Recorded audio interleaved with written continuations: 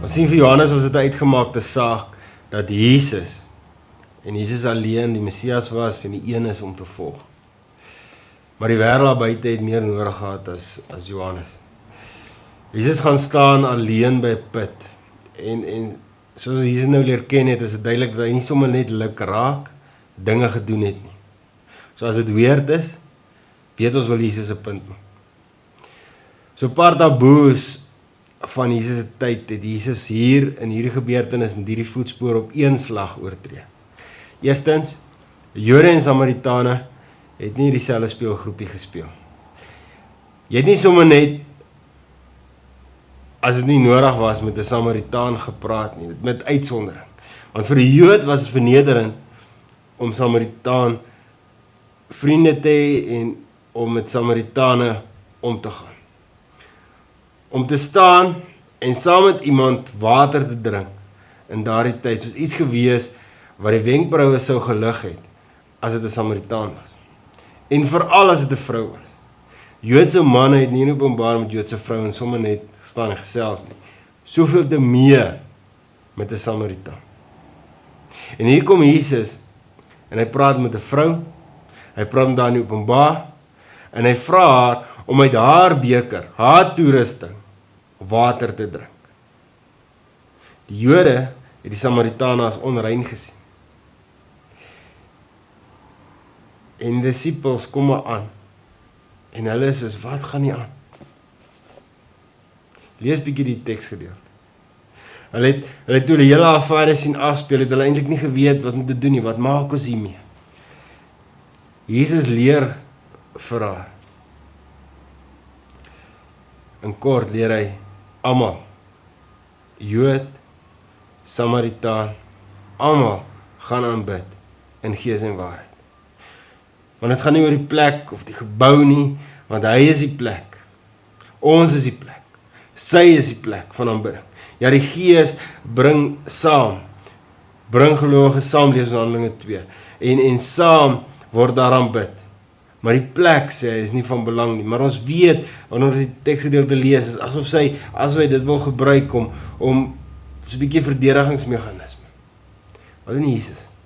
Hy vat hy verdedigingsmeganisme, hy hanteer dit, en tweedens gaan hy, en hy leer vir haar, dat sy sonde het.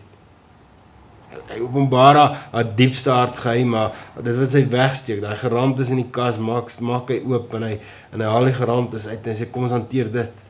Jy het al met 5 mans geslaap. Maar wat vir mooi is, en kyk bietjie hierna, nee, wanneer haar sondes oopgevlek word, wanneer dit hanteer word, dan wil sy nie weghardloop nie. Dis juist dit wat maak dat sy nader aan Jesus wil kom. Dis juist dit wat maak dat sy meer hier wil tyd spandeer. En dis 'n les vir ons. Ons is so bang om ons sondes na God toe te bring. Ons is so bang om werklik reg te maak dat dit verkeerd is. Maar dis juist dit wat ons vry gaan maak, is dit nie? Dis juist dit wanneer ons sondes, ons seer, ons geraamtes na God toe bring, waar ons werklik vryheid kan ervaar, waar ons werklik God kan sien vir wie hy is, die Messias, die een wat skoon was, die een wat hoop bring. En dan sien ons, dit maak 'n opgewonde, en sy hart loop terug na mense toe, en sy vertel, luister, is dit nie Messias nie, is dit nie die een wat ons verwag nie.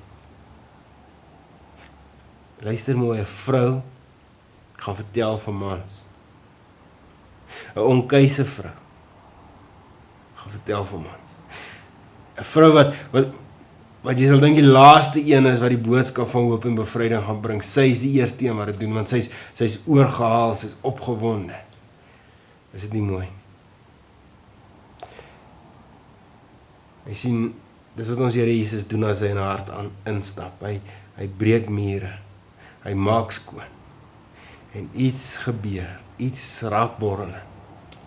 Stroom in lewende water, sê ons Here Jesus, noem hy dit.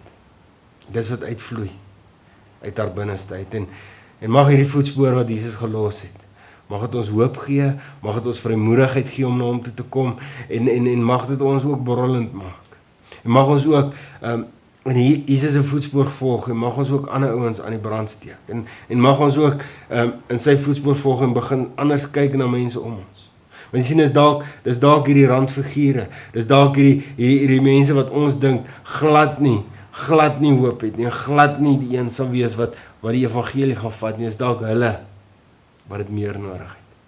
En is hulle wat dalk oop is vir dit.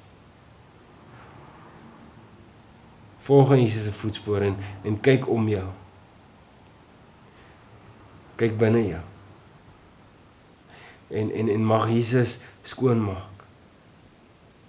En mag jy, soos jy gaan, ook ander ouens help skoonkom.